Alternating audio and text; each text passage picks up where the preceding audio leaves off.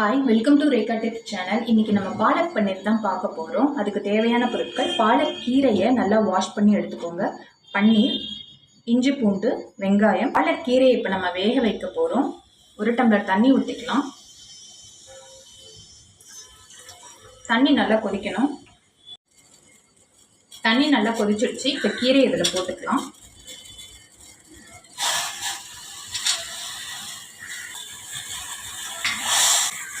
இது ஒரு 2 மினிட்ஸ் நல்லா பாயில் ஆகணும். கீரை வெந்துடுச்சான்னு பார்க்கலாம். நல்லா பாயில் ஆகிடுச்சு. இப்போ ஸ்டவ் ஆஃப் பண்ணிக்கலாம். இதில் ஐஸ் க்யூப் எடுத்து வச்சுருக்கேன். இப்போ இந்த பாலக் கீரையை இதில் போட்டுக்கலாம்.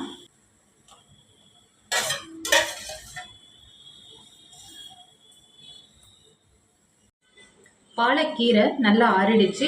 இதை நம்ம மிக்ஸி ஜாரில் போட்டு நல்லா அரைச்சிக்கலாம். பேன் வச்சுக்கலாம். இப்போ பன்னீர் நம்ம ஃப்ரை பண்ண போகிறோம். பட்டர் போட்டுக்கலாம். பட்டர் நல்லா மெல்ட் ஆனதும் இதில் பன்னீர் சேர்த்துக்கலாம்.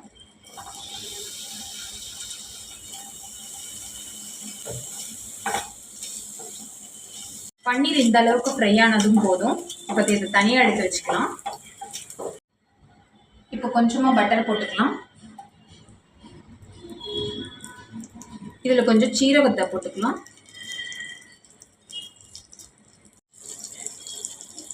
இஞ்சி பூண்டு போட்டுக்கலாம்.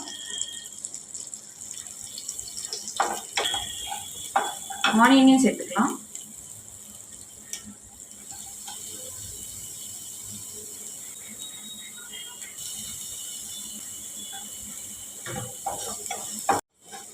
பட்டர்லேயே இந்த ஆனியன் நல்லா ஃப்ரை ஆகணும். காரத்துக்காக நம்ம பாலக்கீரையிலேயே நம்ம பச்சை மிளகாய் சேர்த்து அரைச்சிட்டோம். அதனால் இதில் மிளகாப்பொடி தேவைப்படாது. உங்களுக்கு வேணும்னா நீங்கள் சில்லி பவுடர் ஆட் பண்ணிக்கலாம். நான் க்ரீன் சில்லியாக போட்டு அரைச்சதுனால நான் சேர்க்கலை. இதில் பாலக்கீரையில் பச்சை மிளகாய் சேர்த்து நம்ம அரைச்சி வச்சுருக்கோம். இதை இதில் சேர்த்துக்கலாம்.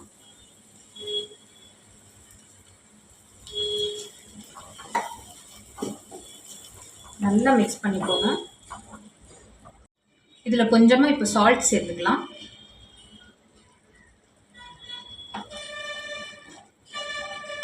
கொஞ்சமாக தண்ணி சேர்த்துக்கலாம்.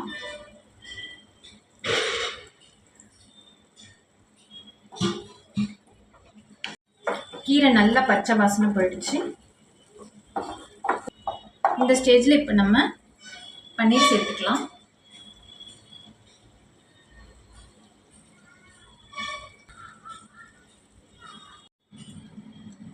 எல்லா பன்னீரையும் இதில் சேர்த்துட்டோம். இப்போ ஃப்ரெஷ் க்ரீமை இதில் சேர்த்துக்கலாம். க்ரீம் சேர்த்ததுக்கப்புறம் இதோட கலர் சேஞ்ச் ஆகிடுச்சு. இப்போ இதை ஸ்டவ் ஆஃப் பண்ணிக்கலாம். டேஸ்டியான பாலக் பன்னீர் ரெடி ஆகிடுச்சு. இதை ட்ரை பண்ணி பாருங்கள். மறக்காமல் ரேகா டிப்ஸ் யூடியூப் சேனலை சப்ஸ்கிரைப் பண்ணிவிடுங்க. பாய்.